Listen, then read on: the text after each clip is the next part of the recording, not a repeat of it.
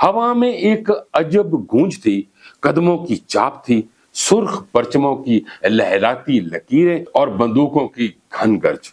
ये कोई आम फौजी परेड न थी, ये एक ऐलान था कि दुनिया की सियासत एक नए बाब में दाखिल हो चुकी है।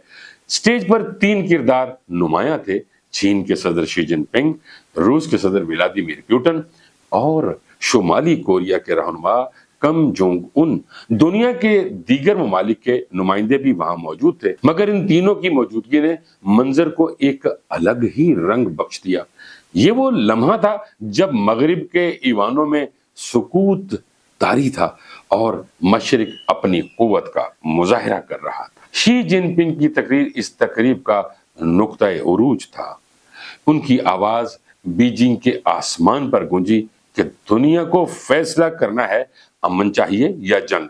ये अल्फाज महज जुमले ना थे, बल्कि एक चैलेंज थे। उसी लम्हे मैदान में हथियारों की वो नुमाइश हुई जिसने मुबस्सिरीन को हैरत में डाल दिया। यानी वर्ताए हैरत